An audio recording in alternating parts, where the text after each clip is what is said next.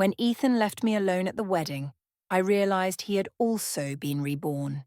He told me, I can't deceive myself anymore. This time, I don't want to lose her again.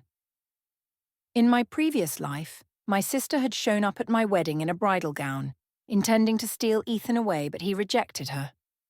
Heartbroken, my sister left for overseas work as a war correspondent, where she tragically died in the line of duty. On the same day, Ethan, overcome with grief, took his own life by driving his car into a river. The dashcam recorded his final moments, and only then did I understand the deep, suppressed love he had for my sister over the years. After being reborn, I watched Ethan and my sister walk away together. A bitter laugh escaped my lips. Ethan had no idea that my sister had always taken pleasure in claiming what belonged to me. The more I wanted something, the more she yearned for it, but if I showed indifference, it lost its appeal to her. During our wedding, the officiant asked Ethan what he would like to say to the bride. With a trembling voice, he took the microphone and loudly declared, "Isabella, I love you." The crowd gasped, as I was not Isabella. She was my sister, and at that very moment, she was walking into the ceremony in her wedding gown, ready to take Ethan from me. In my past life, Ethan had rejected her, telling her he only loved me. Devastated, Isabella went abroad to become a war correspondent and eventually died in the field. Upon hearing the news, Ethan took his own life, driving into a river the same day. The dashcam recorded his final words. "I'm so full of regret. Why did I marry Sophia just out of duty? Why didn't I leave with Isabella when I had the chance? Why did I let her go abroad? Now that she's dead, what reason do I have to live? I'm sorry, Isabella. I'm coming to be with you. We will never be apart again." His voice was full of despair and sorrow, and each word felt like a knife stabbing my heart. The most tragic part was that I was already 8 months pregnant. A week after Ethan's death, a seemingly resurrected Isabella boldly appeared before me. "I didn't actually die," she admitted. "I just told Ethan a little lie. I didn't expect him to take it so seriously. Turns out he really loved me." She stood there like a victorious queen, mocking me. Isabella had always enjoyed taking things from me. She was my father's illegitimate daughter, and when her mother abandoned her at the age of 10, my father had no choice but to bring her into the Shin family. Once there, she played the innocent victim for everyone, but in reality, she could never stand seeing me have anything better than her. Whether it was our grandparents' affection, our father's love, or even my mother's attention, she wanted it all. It didn't stop there. Clothes, dresses, jewelry, makeup, anything I liked, she had to have too. I always suspected she would try to steal my boyfriend, but I never imagined she would succeed. "Is it true?" Isabella asked, her eyes filled with joyful disbelief, tears of happiness welling up. "I need to be brave for this time," Ethan said firmly, stepping down from the altar and leaving me alone on the stage. He gently wiped away Isabella's tears. It turned out Ethan could be gentle with someone else too. I met Ethan during our first year of college. He came from a poor family, his parents had passed away, and he was raised by his elderly grandmother, who collected recyclables to support his education. I helped him out of kindness, even staying with him while his grandmother was sick, taking her to the hospital and paying for her medical bills. In my past life, Ethan pursued me with great passion. He told me I made him feel warmth and light again. He confessed that even though he wasn't in a position to be with me, he was afraid that one day I would belong to someone else, so he didn't want to risk losing me. He made a promise to work hard so I could have a better life, swearing that if he ever betrayed me, he would cut off his own leg. With my support, Ethan rose to success and, after graduation, became a star in his field. He kept his promise and married me at the peak of his career. But after the wedding, I could no longer feel the passion he once had for me. Now, watching Ethan's intense gaze fixed on Isabella, I could see the joy of reuniting with a lost love. "What about my sister?" Isabella asked, casting a subtle glance at me, a hint of triumph in her eyes. I'll never forget the words she whispered to me before she pushed me down the stairs leading to my death. All I did was pretend to fall in front of Ethan and let him see the bruises I made myself. He felt so sorry for me and thought I was being abused at the Shin house. You think he kept his distance from me all these years because he hated me? Number. It's because he was afraid he couldn't control his desire to possess me. You have no idea how hard it was for him to resist. Honestly, I didn't expect him to marry you in the end, but if I can't have him, then let him die. Neither of us will have him. Now that you know the truth, big sister, why don't you go and die too? After all, only one of us can be the true Shin family heir. I fell from the tall staircase, resulting in both my death and the loss of my unborn child. When I opened my eyes again, I had been reborn, returning to the day of my wedding. Ethan had also been reborn. Ethan looked at me and, in his eyes, there was no trace of hesitation or conflict. I can't deceive myself anymore. This time, I don't want to miss out on her again. Without letting me speak, he grabbed Isabella's hand and left, not even looking back. Watching Ethan rush off to be with her, a cold smile spread across my face. He didn't know that Isabella had always taken pleasure in claiming what was mine. The more I desired something, the more she wanted it. But if I didn't care about something, it lost its appeal to her. That grand wedding, of course, ended in nothingness. Ethan's abandonment of me at the altar became a joke that everyone laughed at. The one being ridiculed was me, not Isabella, the homewrecker. I knew it was because Ethan had pulled some strings in the social circles. He had become a rising star in his industry, and no one dared to offend him. I didn't bother to defend myself either, knowing that Ethan's reckoning was still to come. After starting my relationship with Ethan, I became fully absorbed in rebuilding my career. I took charge of his business, handled his social obligations, and once his career was secure, I willingly stepped back to focus on the household. I believed he was worth the effort, but I was completely wrong. A month after Ethan and Isabella disappeared, they returned to the Shin family. She kneeled, crying dramatically as though she were the victim after taking someone else's husband. When I arrived home, I saw my parents with helpless expressions. Despite everything, they couldn't overlook the outrageous scene Isabella had caused at my wedding. Naturally, they were furious, but her tearful apologies seemed to have somewhat softened their anger. The moment Isabella saw me, she broke down even more, crawling towards me on her knees, saying, "Big sister, punish me however you wish, but please don't blame Ethan. It's all my fault." I asked her, "Is that true?" And she responded firmly. In my previous life, I had been too lenient with Isabella, not just because she always pretended to be something she wasn't, but because I thought her desire to take everything I liked stemmed from her insecurity, wanting to copy me in every way. The real reason was that I never thought she could surpass me. My family's constant support made me think Isabella was beneath me. I had underestimated her. At that moment, I bent down and slapped Isabella hard. The sharp sound left her in shock, and before she could react, Ethan shoved me forcefully, nearly causing me to fall. He held Isabella protectively in his arms. "Sophia, whatever issues we have, they are between us, not Isabella. If you're angry, take it out on me," he said. I didn't hesitate and slapped Ethan just as hard. I wasn't going to go soft on scum like them. Ethan, clearly enraged, didn't expect me, always gentle and soft-spoken, to act so harshly. My parents were equally stunned. Over the last month after being abandoned at the altar, I hadn't shown any signs of emotional breakdown. Instead, I had been focused on improving myself. They assumed I had turned my pain into motivation, and that I had moved on. But moving on? Not a chance. There is justice in the world. It just hadn't arrived yet. "Sophia, we came back to sincerely apologize," Ethan said, trying to sound righteous, as though I should be thankful for his admission. I couldn't help but laugh at his shamelessness.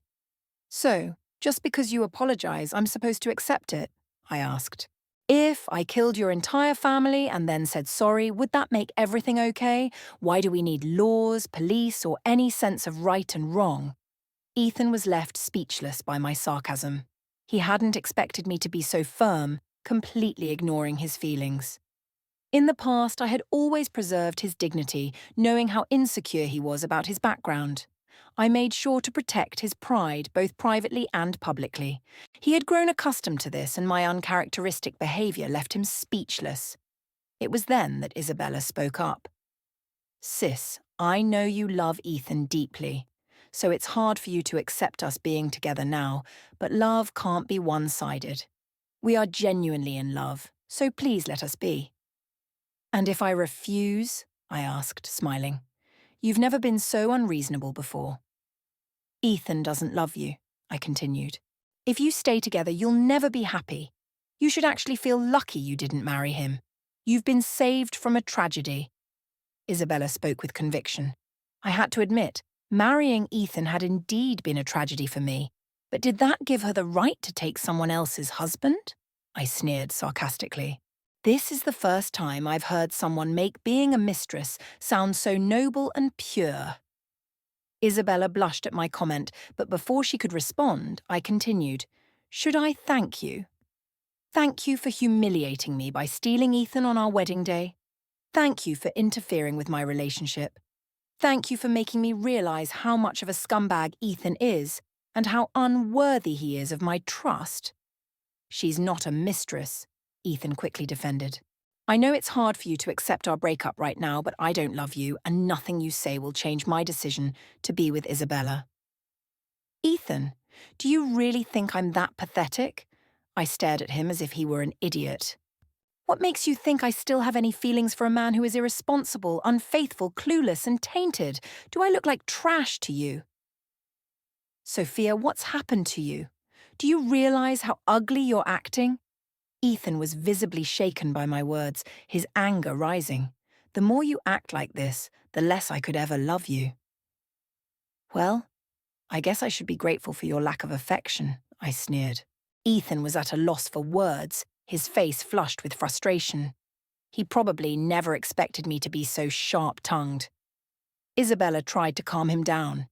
"Don't be mad, Ethan. Sister is just upset, but I'm sure she'll forgive us eventually." Ethan took a deep breath and tried to calm himself. "Sophia, no matter what, I'm truly thankful for all the support you gave me back then.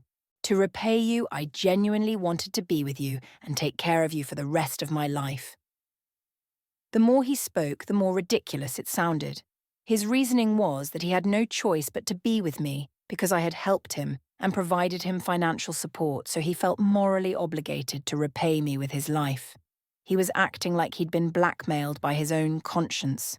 "Sophia, I tried, but being with you just didn't make me happy. I don't want our marriage to become a burden for either of us. You deserve someone better, and I can finally be with the one I truly love," Ethan said, casting a tender glance at Isabella. They exchanged a nauseatingly sweet smile that made me feel sick. Even my parents couldn't stand it any longer. "Ethan, Isabella, you came here today to make amends for the pain you've caused Sophia," my father said with emphasis. "In other words, not to flaunt your relationship." Ethan handed me a bank card. I did the math, and the total amount you've supported me with, including the hospital bills for my grandmother, comes to around 3,000. There's 300,000 in this card, 100 times the amount you gave, so you won't be at a loss, he said.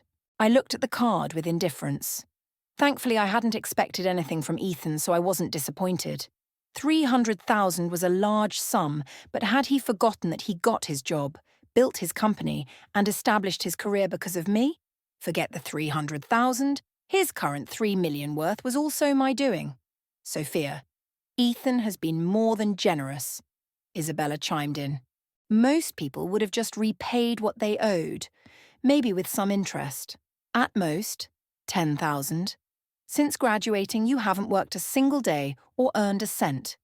You've been living off Ethan all this time. Shouldn't you be thankful? Is that what you've been telling her about me? I asked Ethan. His eyes flickered, avoiding the question, which confirmed it. I just hope we can part on good terms and remain family, he said. Part on good terms? After Ethan graduated and started his business, I supported him every step of the way. I even drank myself into a stomach ulcer to help him secure deals and tolerated inappropriate advances from unsavory men in the business world. Ethan knew all of this and once felt deeply guilty about it. But now Isabella can just dismiss it all with a careless comment. You never earned a penny. I took the card from his hand, noticing the sneering smile on Isabella's face while Ethan sighed in relief. Though my family wasn't poor, 300,000 was still a significant amount, and they were sure I wouldn't turn it down. I didn't disappoint them. I wish you both eternal happiness, I said. Thank you for your blessing, Isabella said. But there was no joy in her voice. It was just like every other time she'd taken something from me. She expected everything to work out in her favor. I casually added, and a dog. A perfect match. Their faces darkened in fury, and Isabella finally lost her composure, exclaiming, Sister, you took the money and are still acting like this? Don't you think you're being hypocritical? First, I said, clearly emphasizing every word. This money is what I rightfully deserve. Ethan's success today is thanks to me, and no matter how much money he gives me, I've earned it. Second, you two cheated, staining my life with a huge scandal. I'm entitled to compensation. And lastly, I wasted 10 years of my life on a dog. Is 300,000 really that much? Isabella was speechless, and Ethan didn't expect this kind of humiliation. He stiffened and said, Regardless, I don't want to argue about who's right or wrong anymore. When have you ever been right? I interrupted coldly. He couldn't argue anymore and had no choice but to agree. Fine, let's just say it's my fault, he said. But things have already come to this point. I've done everything I could. If you can't forgive me, there's nothing I can do. The only thing I ask is that you don't hate Isabella. If you must hate someone, hate me. Don't worry, I won't punish myself for your mistakes, I replied. Hating you two would just be a waste of my time. I didn't want to waste any more energy on them. Ethan would soon face his karma. As for Isabella, her fate wouldn't be any better after being with him. Did she really think Ethan was some kind of good guy? Without another word, I went back to my room. What mattered most to me now was my career. I wasn't going to be foolish enough to build someone else's future anymore. In the following days, I threw myself into my work. With the 3 million Ethan gave me, I started a digital media company, signing multiple influencers and live stream hosts. I also invested heavily in short video content and online novels. The company grew quickly, and I became so busy that I only got 5 or 6 hours of sleep each night. Meals were rushed, and I had no time to even think about Ethan or Isabella anymore. Then, one day, I received a call from a former business partner of Ethan's. They couldn't get in touch with him and asked if I was still interested in renewing the contract. This project had been one I helped Ethan secure, so they naturally turned to me. We won't be renewing, I said, but I'm open to collaborating with Henry instead. I explained the situation with Ethan, and Henry quickly agreed. He said his collaboration with Ethan had been mostly out of respect for me. He also mentioned that Ethan had been slacking off lately, making himself hard to reach, and that other business partners were losing patience with him. I didn't feel the need to hold back anymore. In the past, I hadn't gone after Ethan's clients out of kindness, but because it required resources. After my rebirth, I had a clear understanding of which markets were more promising. It wasn't worth the effort before, but now business was practically falling into my lap, and there was no reason to turn it away. I started reaching out to Ethan's former partners one by one. Most of them chose to stop working with him when their contracts expired and switched to me instead. Strangely, Ethan didn't seem to notice what was happening. Back in the day, this would have been unthinkable. Ethan had been a workaholic. Though his negotiation skills were lacking, he was always responsible with his clients and would never have let them be poached without a fight. But I wasn't surprised. During my rare moments of downtime, I would scroll through social media for a bit of relaxation. There, I'd see Isabella and Ethan constantly traveling together, posting updates about their adventures around the world. Isabella shared multiple updates every day, and Ethan would like and comment on every one of them. They used social media to flaunt their love, turning it into their personal space for public displays of affection. Time passed quickly, and before I knew it, 6 months had gone by. During the Chinese New Year this year, Ethan and Isabella returned from their trip abroad, bringing with them a lot of gifts for my parents. Isabella even had a present for me. "Sis, I got this pink crystal bracelet for you," she said. "It's been blessed to bring good fortune and love. Mom and Dad told me you've been single for the past 6 months, and both Ethan and I are really concerned about you." I handed the bracelet back to Isabella. "I just refuse to settle for less," I replied. "The cost of dealing with dogs is too high." Ethan's expression darkened. "I won't stay for dinner," I announced, turning to head upstairs. "I have things to take care of." I couldn't stand the sight of them anymore. As soon as I entered my room, my phone rang. It was Mason, a high school classmate who had recently returned to the country. We had reconnected at a reunion and had kept in touch due to some business projects. "Are you free tonight?" he asked. "Why aren't you having dinner with your family? It's New Year's," I joked. "Too many relatives." Mason laughed. "I can't stand all the questions about marriage. If you're free tonight, how about we grab a bite to eat?" "Sure," I agreed. I had no other plans anyway. Mason said he'd be at my place in 10 minutes to pick me up. I quickly changed clothes and applied some light makeup.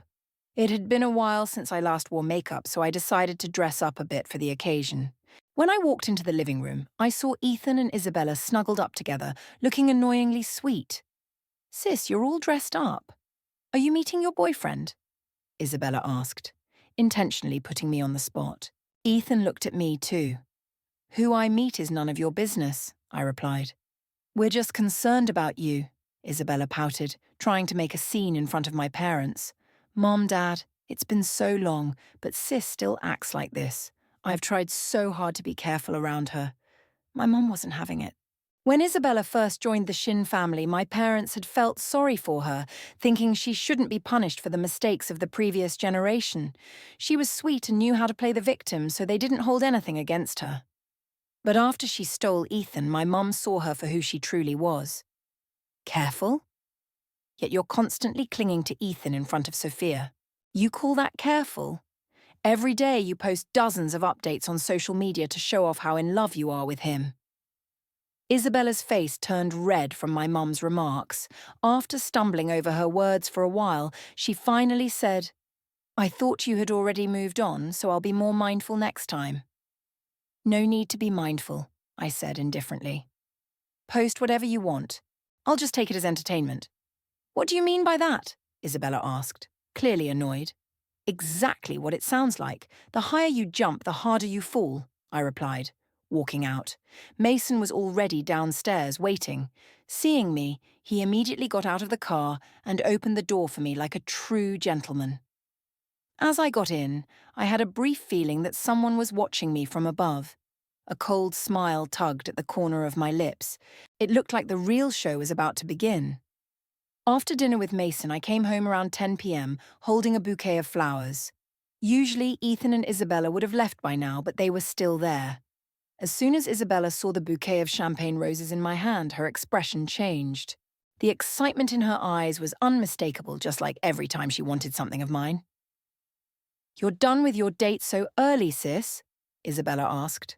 I ignored her and carefully arranged the roses in a vase. "I saw you leave with a man earlier." "Tall guy, is he your boyfriend?"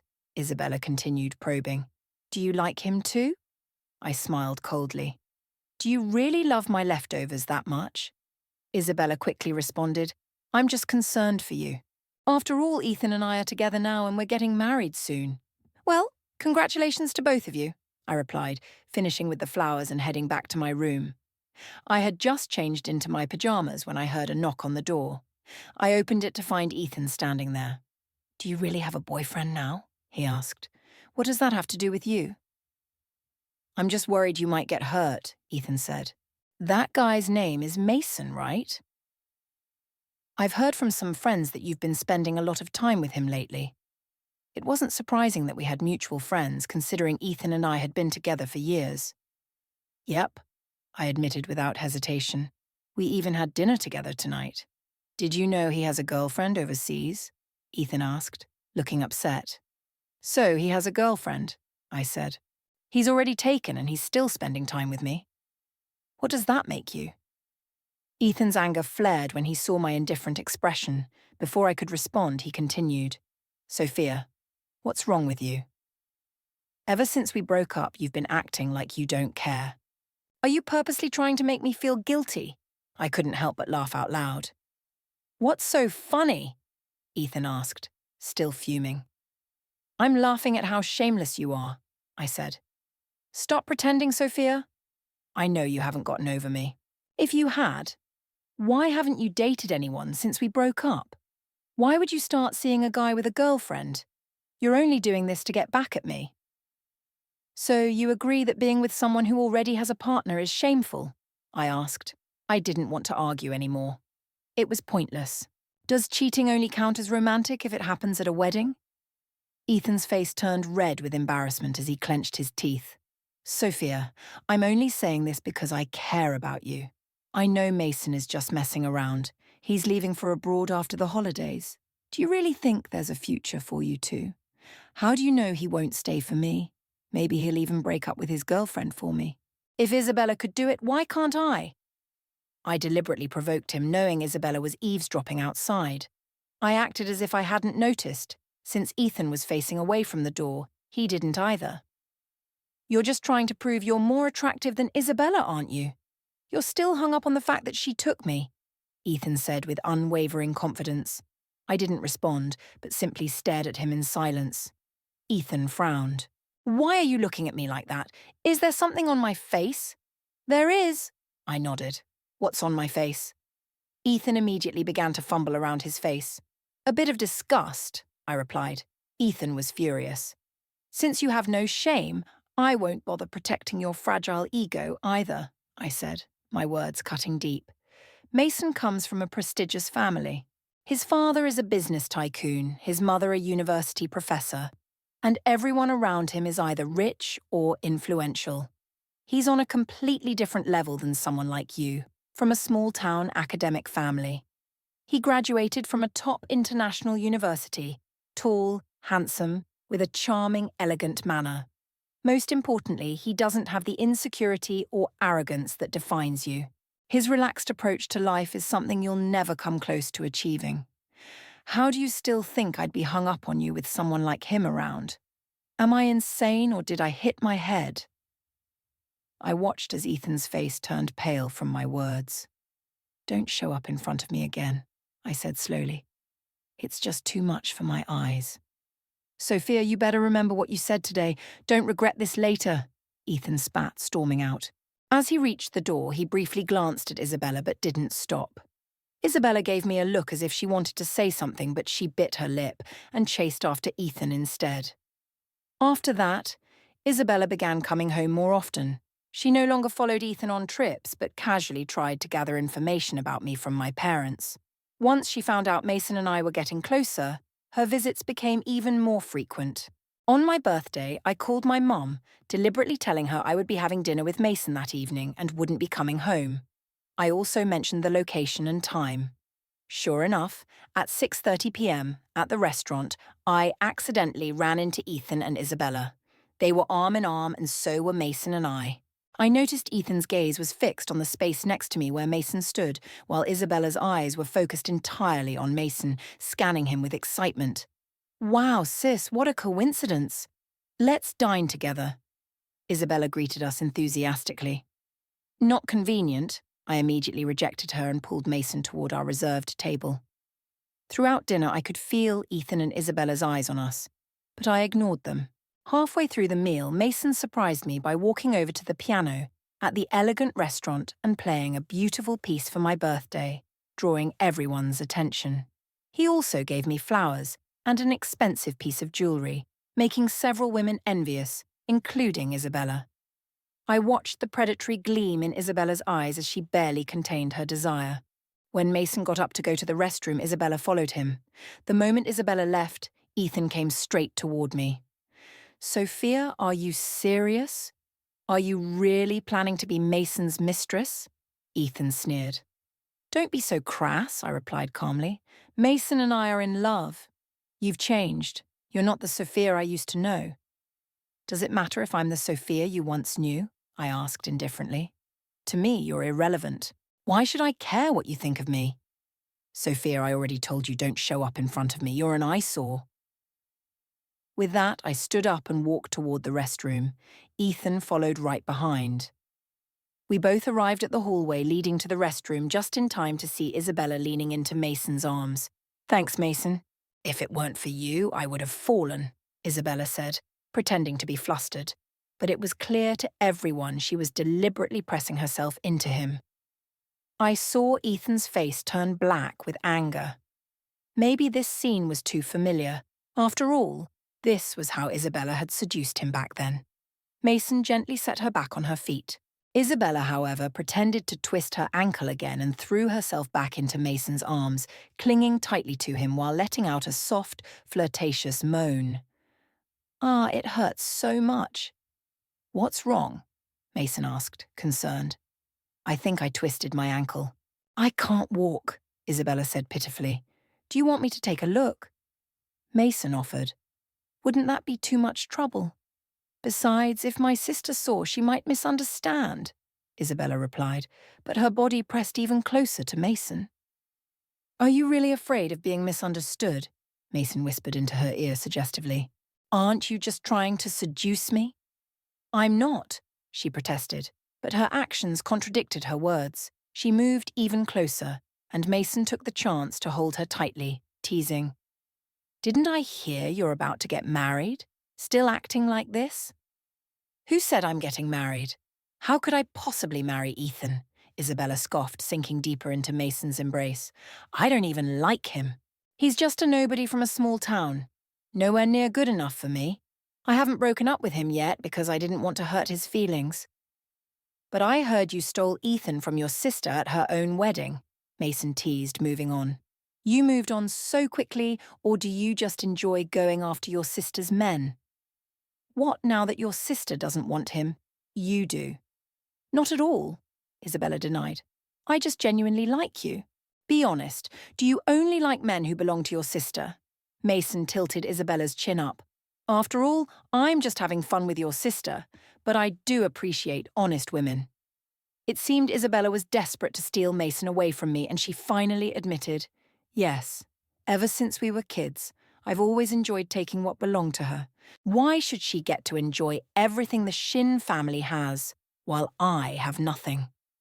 It's unfair, so I vowed to take whatever was hers, including her man. So, you're with me just because I'm your sister's boyfriend and not because you like me?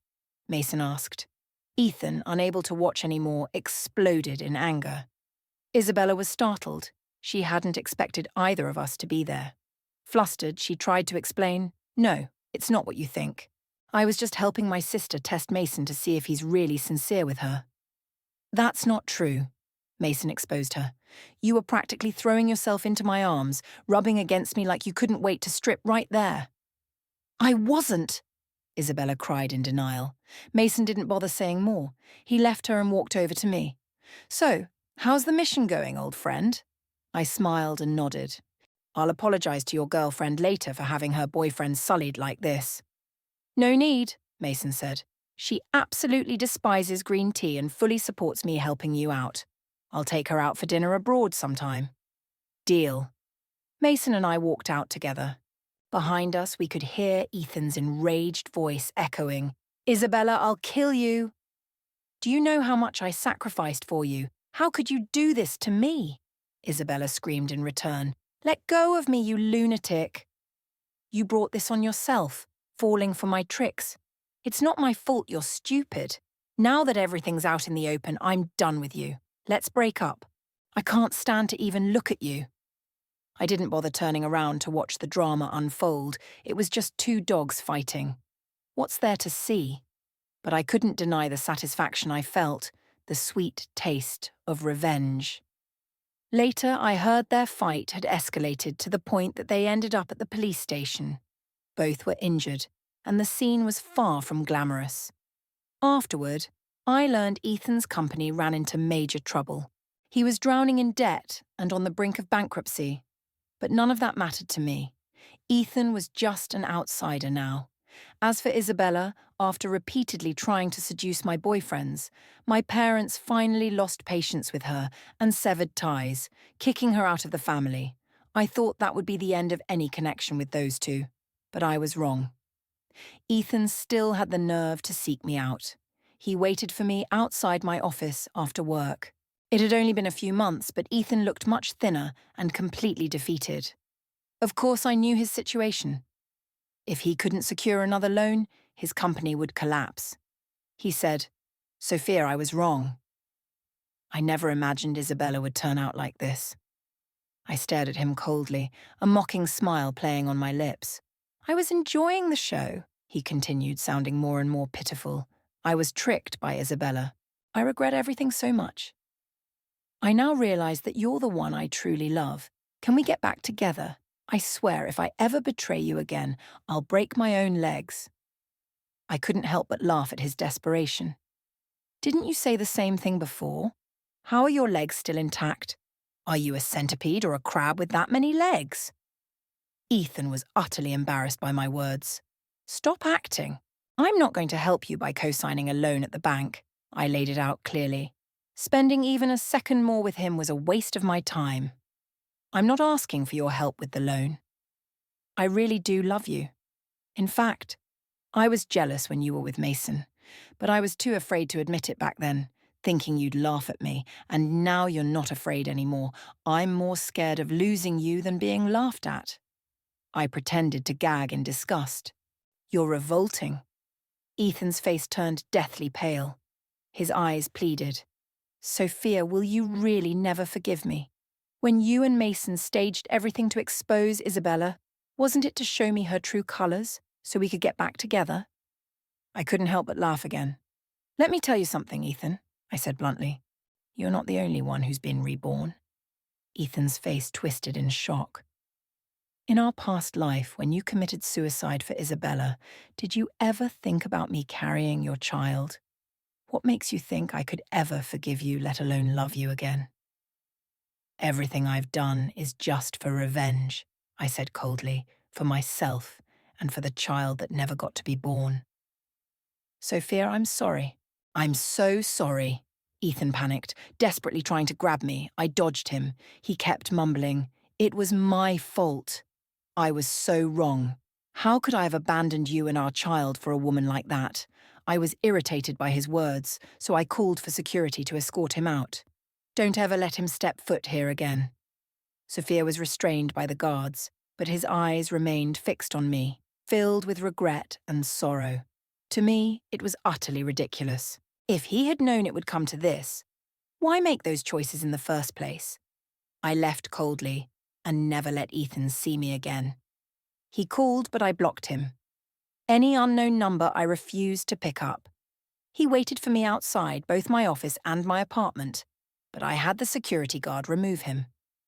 I even filed a police report ensuring Ethan had no way to locate me. Just when I thought I had forgotten about them, Isabella appeared without shame. She demanded money, threatening to reveal how our family had kicked her out.